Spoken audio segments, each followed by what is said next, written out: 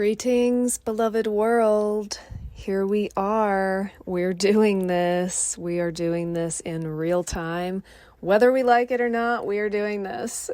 It is the 30th of July, 2020, and I am creating a new thing in the earth, and I've made a little video of it for you, and it is the thing that I want to exist, and that's why I'm making it. And I am additionally sharing that idea, which has been shared with me, and I'm making good use of it.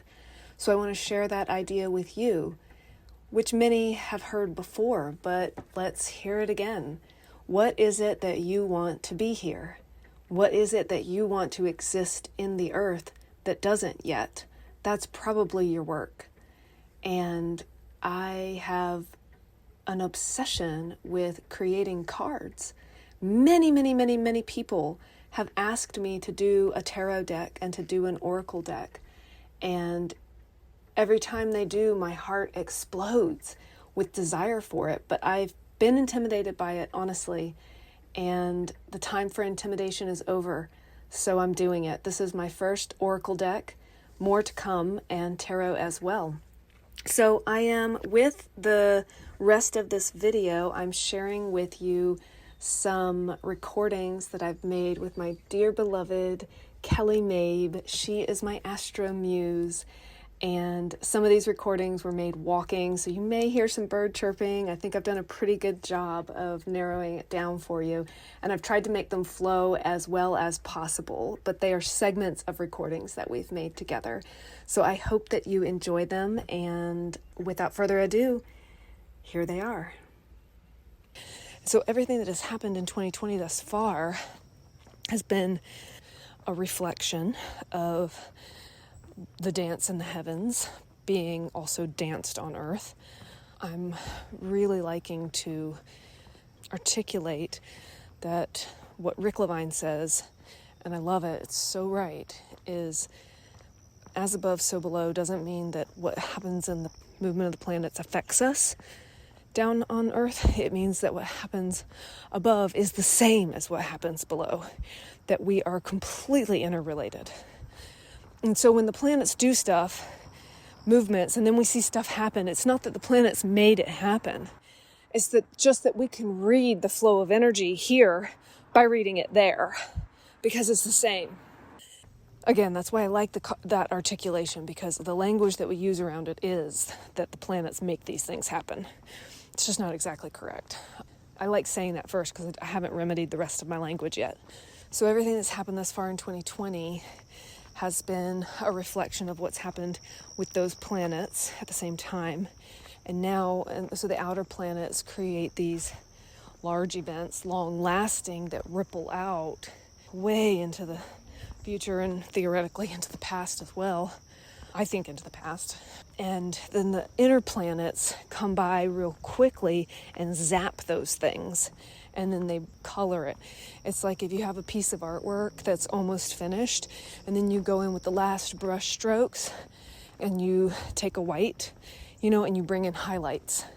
And so all of a sudden this object that was very beautiful just pops out and is now beautiful and much more lifelike, because with just a few brush strokes you came in and brought in highlights to it. And so that's what the inner planets, the fast moving planets, Mercury, Venus, Mars, and Jupiter's kind of in the middle, behave in this way.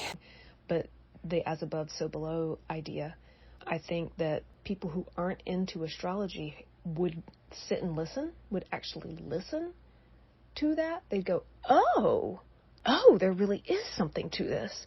Rather than astrologers, what they normally do is talk about, an Aries moon is rarely compatible with a Scorpio moon because the energy of Aries is very fiery, the energy of Scorpio is very watery, and these two, or they go into more depth, of course, than that, but people who aren't into it are just like, where the fuck are you getting this? Like, what is your basis? And the reality is, our basis is creation. our basis is nature and how it patterns itself.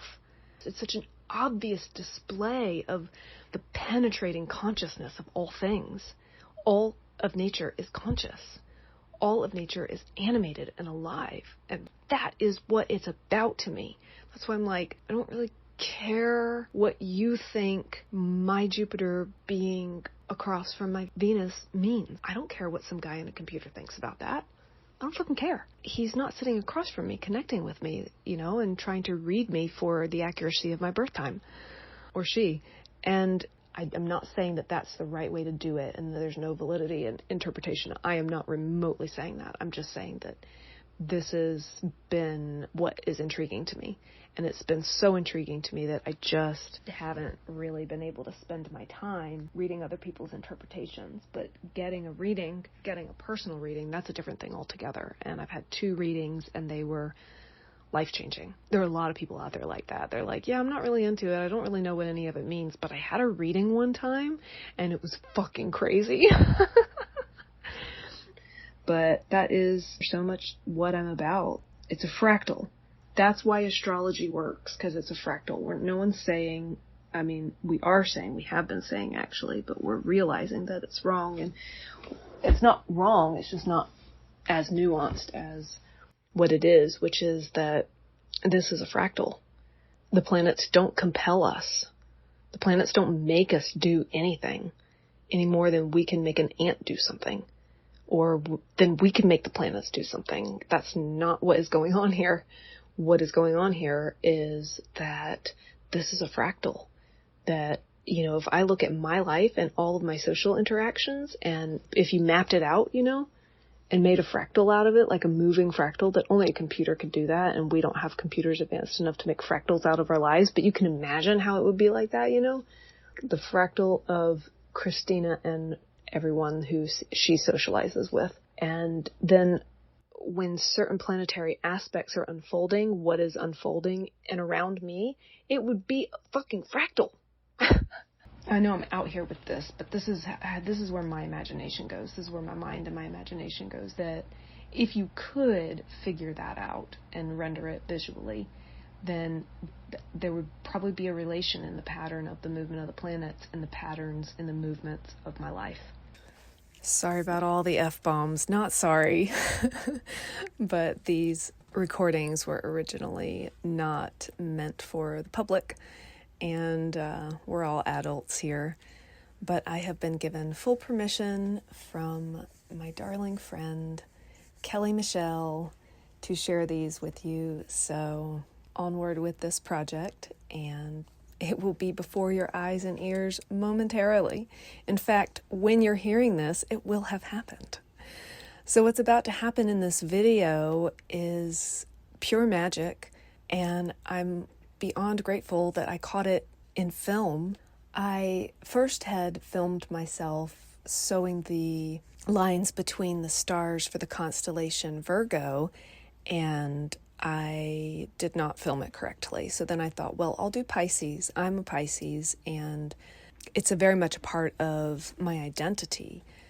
Pisces and all that sign and that the planet Neptune represents and embodies. And as I'm sewing it, I realize as it happens, as I'm sewing those last little bits of that fish head down at the bottom right, that on the back, it's creating the pattern of a 5-pointed star. And right as I had just left off talking about the patterns of our lives, and that's what this is all about, is the patterns in nature and what that reveals to us in as far as our place in nature, which we are currently, as a culture, as a collective, woefully misplaced, separated from nature. And that is both our sickness and our medicine. Our sickness is our separation, and thus our return to nature is our medicine. And that is so much what my work is about. The 5-pointed star is the pattern that is created by the Earth and Venus as they travel around the sun. Together, they create a perfect 5-pointed star that moves through time and space and undulates ever so gradually from our perspective into an unfolding flower. This pattern exists with or without our recognizing it. And I have taken this symbol as the logo for my company, Evening Star Maps, the E, the S, and the M. Together, I created a 5-pointed star with those letters. And then here in this video that I had already recorded the words for, that I didn't know I had recorded the words for, about the patterns of our lives, this pattern plays itself out as I am weaving the pattern of this constellation that I so deeply and profoundly identify with. And I am thrilled today to share that magic with you and pray that it brings you peace in these troubling times, that we are not outside of a grand benevolence that we can scarcely comprehend. Peace to you, my friends, and love until next time.